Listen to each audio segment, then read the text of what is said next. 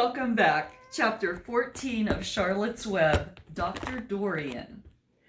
The next day was Saturday. Fern stood at the kitchen sink drying the breakfast dishes as her mother washed them. Mrs. Arable worked silently. She hoped Fern would go out and play with other children instead of heading for the Zuckerman's barn to sit and watch animals. "Charlotte is the best storyteller I ever heard," said Fern, poking her dish towel into a cereal bowl. "Fern," said her mother sternly, "you must not invent things. You know spiders don't tell stories. Spiders can't talk." "Charlotte can," replied Fern. "She doesn't talk very loud, but she talks." "What kind of story did she tell?" asked Mrs. Arable. "Well," began Fern, "she told us about a cousin of hers who had caught a fish in her web. Don't you think that's fascinating?" "Fern, dear, how would a fish get in a spider's web?" said Mrs. Arable. "You know it couldn't happen. You're making this up."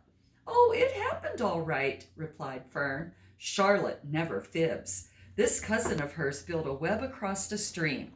One day she was hanging around on the web, and a tiny fish leaped into the air and got tangled in the web. The fish was caught by one fin.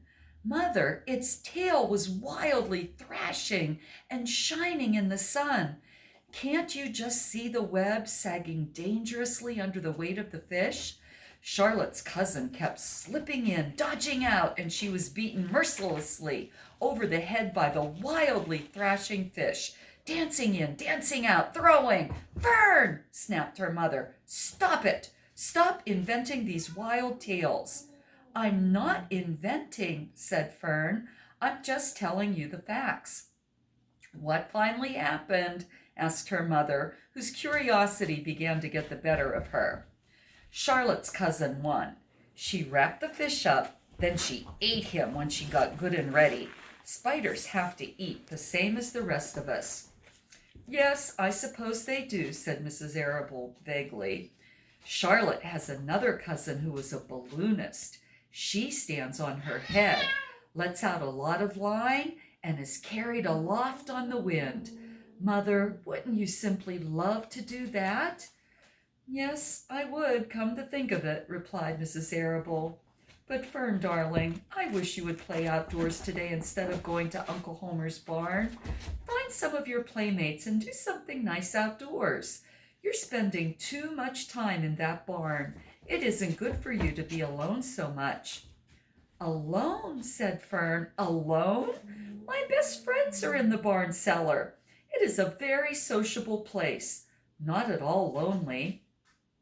Fern disappeared after a while, walking down the road toward Zuckerman's. Her mother dusted the sitting room. As she worked, she kept thinking about Fern. It didn't seem natural for a little girl to be so interested in animals. Finally, Mrs. Arable made up her mind she would pay a call on old Dr. Dorian and ask his advice. She got in the car and drove to his office in the village. Dr. Dorian had a thick beard. He was glad to see Mrs. Arable and gave her a comfortable chair. "It's about Fern," she explained. "Fern spends entirely too much time in the Zuckerman's barn. It doesn't seem normal. She sits on a milk stool in a corner of the barn cellar near the pig pen and watches animals hour after hour. She just sits and listens." Dr. Dorian leaned back and closed his eyes. "How enchanting," he said. "It must be real nice and quiet down there. Homer has some sheep, hasn't he?" "Yes," said Mrs. Arable, "but it all started with that pig we let Fern raise on a bottle. She calls him Wilbur. Homer bought the pig, and ever since it left our place, Fern has been going to her Uncle Homer's to be near it." "I've been hearing things about that pig," said Dr. Dorian, opening his eyes. "They say he's quite a pig." "Have you heard about the words that appeared in the spider's web?" asked Mrs. Arable nervously. "Yes," replied the doctor. "Well, do you understand it?" asked Mrs. Arable. "Understand what?" "Do you understand how there could be any writing in a spider's web?" "Oh, no," said Dr. Dorian.